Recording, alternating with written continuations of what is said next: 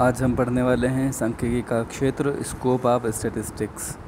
प्राचीन काल में सांख्यिकी का प्रयोग राजा लोग युद्ध लड़ने, जन और धन शक्ति का अनुमान लगाने, राज्य की आय और व्यय का अनुमान लगाने, जन्म तथा मरण, कुल जनसंख्या आदि का अनुमान लगाने में किया करते थे। कब होता था ये? प्राचीन काल में। किस लिए होता था? राजा लोग करते थे उपयोग युद्ध लड़ने के लिए, जन और धन शक्ति का अनुमान लगाने के लिए, राज्य की आय और व्यय का अनुमान लगाने के लिए, जन्म मरण कुल जनसंख्या, इन सब चीज़ों का अनुमान लगाने के लिए पहले होता था। इस कारण सांख्यिकी को राज्य विज्ञान भी कहा जाता था, लेकिन आजकल इसका क्षेत्र विस्तृत हो गया है। सांख्यिकी का प्रयोग राज्य प्रशासन, आर्थिक नियोजन, मनोविज्ञान, शिक्षा, राजकार्य, खेती बाड़ी, व्यापार, उद्योग धंधे, जन साधारण के लिए, स्वास्थ्य कार्यक्रम तथा दरिद्र सहायता मतलब गरीबों की सहायता, भुखमरी, बेरोजगारी, परिवार नियोजन आदि समस्याओं पर समाधान करने के लिए सांख्यिकी का प्रयोग हो रहा है। अगर आप देखें तो जीवन का कोई ऐसा क्षेत्र छूटा ही नहीं जहां सांख्यिकी का प्रयोग ना होता हो। अर्थशास्त्र के विभिन्न क्षेत्रों जैसे वितरण, विनिमय, उपभोग, उत्पादन, इनमें भी सांख्यिकी का विशेष महत्व है। आप संक्षेप में अगर सांख्यिकी का क्षेत्र जानना चाहें तो यहाँ से पढ़ें। ये था इंट्रोडक्शन। क्षेत्र पर हम गौर करते हैं। सबसे पहले हम जानेंगे राज्य प्रशासन में सांख्यिकी। राज्य प्रशासन से संबंधित कार्य जैसे कि राष्ट्रीय आय व्यय का पूरा ब्यौरा कहाँ से मिलता है? सांख्यिकी से। जनसंख्या की गणना करना, भूमि संबंधी आंकड़ों का संकलन, सैन्य शक्ति का आकलन, ये सारी चीज़ें सांख्यिकी आंकड़ों पर ही निर्भर हैं। अगर सांख्यिकी आंकड़े ना हो तो हमें ये सब कुछ पता ही नहीं चलेगा और राज्य प्रशासन लगभग असंभव जैसी चीज़ हो जाएगी। राष्ट्रीय और राज्यों के बजट निर्माण के समय आय व्यय का पूर्वानुमान, राष्ट्रीय उत्पादन, सार्वजनिक ऋण, इन सब की व्यवस्था आदि का अध्ययन सांख्यिकी द्वारा ही संभव है। ठीक है, यानी कि राष्ट्र के यानी कि देश के, भारत का या राज्य का यानी कि यूपी का, महाराष्ट्र का, इनका जो बजट बनता है हर साल फरवरी में आते हैं ये बजट, और इसमें आय व्यय का जो पहले से हम अनुमान लगा लेते हैं कि इस साल हम इतने खर्चे करेंगे, इस साल हमारी इतनी इनकम आएंगी। क्या सांख्यिकी के बिना भविष्य की इस तरह की परिकल्पना, इस तरह का पूर्वानुमान लगाया जाना संभव है? राष्ट्रीय उत्पादन, सार्वजनिक ऋण की व्यवस्था, ये सारी चीज़ें बजट में नज़र आ जाती हैं। ये सब राज्य प्रशासन, बजट तो किसी भी सरकार के लिए प्रशासनिक दृष्टि से अत्यंत महत्वपूर्ण प्रलेख है। सांख्यिकी के बिना इसे बनाया जाना संभव नहीं है। तो हमें कह सकते हैं कि राज्य प्रशासन में सांख्यिकी का दखल बहुत ज़्यादा है। फिर बात आती है नियोजन की। देखिए, प्रजातांत्रिक युग यानी कि जब से राजतंत्र ख़त्म हुआ, प्रजातंत्र शुरू हुआ, यानी कि प्रजातंत्र से तात्पर्य होता है लोकतंत्र से, डेमोक्रेसी से। तो उसमें नियोजन का बड़ा महत्व है। सरकारें नियोजित करती हैं, प्लान करती हैं कि उन्हें किस तरह का विकास कितने दिनों में कितना चाहिए। तो आंकड़ों के बिना तो नियोजन कर नहीं सकते।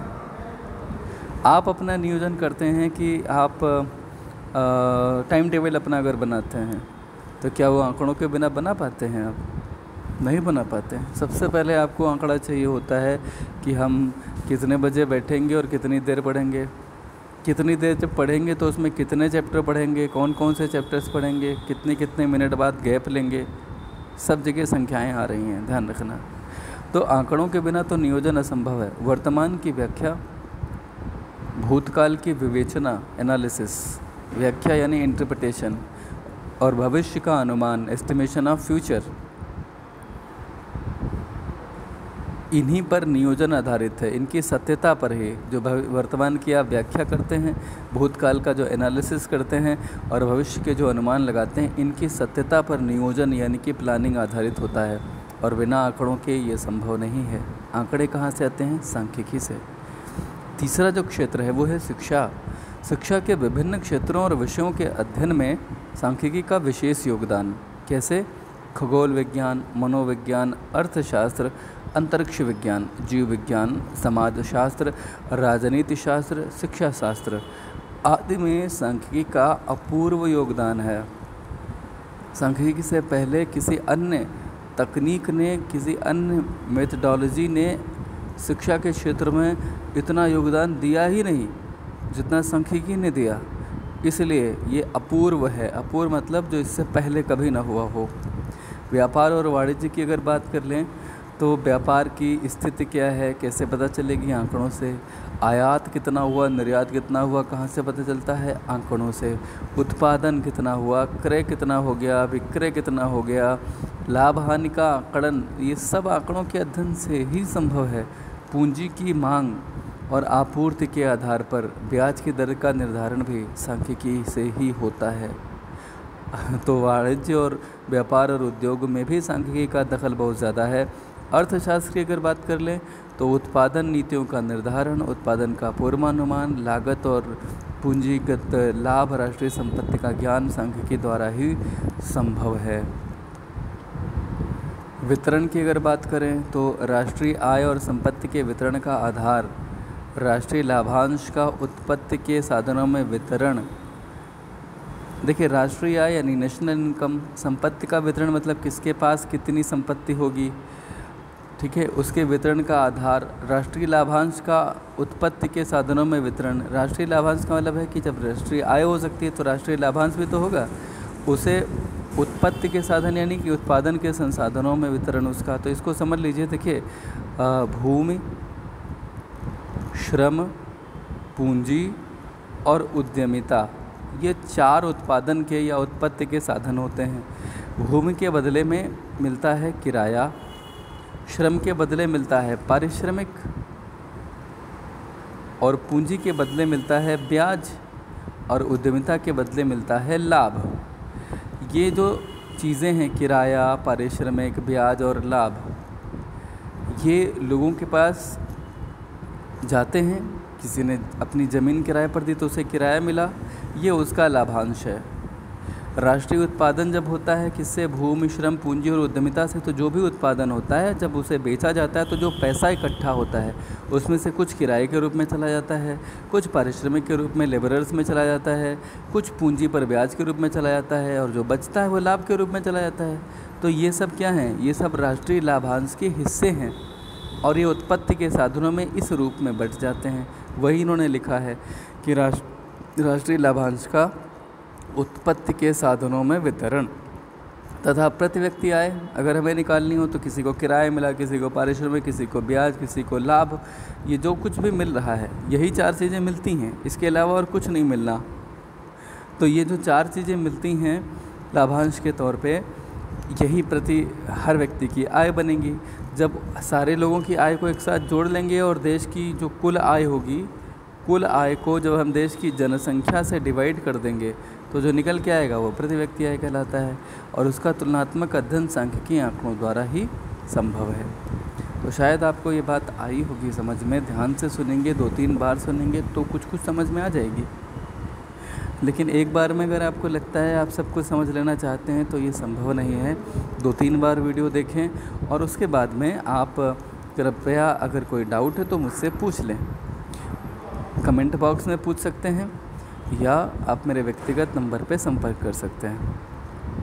उपभोग, राष्ट्रीय उत्पादों का उपभोग। राष्ट्रीय उत्पाद क्या होते हैं? जो भी प्रोडक्शन आपने कर लिया, अब वो राष्ट्रीय उत्पाद हो गए तो उनका उपभोग। जीवन स्तर एवं इच्छाओं और आकांक्षाओं की सापेक्षता। जीवन स्तर क्या है? यानी कि किसी का स्टैंडर्ड ऑफ लिविंग जो होता है, लोगों की इच्छाएं कुछ होती हैं, कुछ उनकी आकांक्षाएं होती हैं, एस्पिरेशंस होती हैं, डिज़ायर्स और एस्पिरेशंस होती हैं। इनकी सापेक्षता क्या है? इनके बीच में क्या रिलेशन है? विभिन्न पदों पर व्यय, पद का मतलब यहाँ पर मद से है यानी कि आइटम से है, अलग अलग आइटम्स पे खर्चा, ठीक है। आदि समस्याओं का मूल्यांकन सांख्यिकी आंकड़ों के द्वारा ही हो पाता है। विनिमय, देश में उपलब्ध मुद्रा की मात्रा तथा विदेशी मुद्रा विनिमय, देश का भुगतान संतुलन, आयात निर्यात, व्यापार और व्यापारिक आदान प्रदान आदि सारी सांख्यिकी आंकड़ों पर ही निर्भर करते हैं। यानी कि देश में उपलब्ध मुद्रा की मात्रा कितनी है, विदेशी मुद्रा विनिमय जब आप करते हैं तो वो कैसे करेंगे, कितना नियंत्रित होगा, ये सारी चीज़ें सांख्यिकी आंकड़ों से ही पता चलती है। देश का भुगतान संतुलन क्या संतुलन में है या प्रतिकूल हो गया है, आयात कितना है, निर्यात कितना है, व्यापारिक और व्यावसायिक आदान प्रदान देशों के बीच में या देश के भीतर, ये सब सांख्यिकी आंकड़ों के बिना असंभव हो जाएगा। तो ये तो आपने पढ़ा स्कोप। इसके बाद में आता है सांख्यिकी के अध्ययन की विधियाँ। मुझे लगता है कि अध्ययन की जो विधियाँ हैं वह हम लोग कल पढ़ें। आज आप इतना पढ़ लीजिए जितना अभी आपको मैंने बताया है। ये मैटर बहुत कम है, लेकिन इसे अगर आप समझेंगे, मैंने जो कुछ भी बोल दिया है, अगर एक एक चीज़ समझने की कोशिश करेंगे तो इसमें टाइम लगेगा समझने में। फ़िलहाल आप इतना समझ लीजिए और इनके नोट्स बना लें। सांख्यिकी का क्षेत्र क्या है, विधिवत नोट्स बनाइए, समझ के नोट्स बनाइए। कोई डाउट है तो कृपया पूछिए।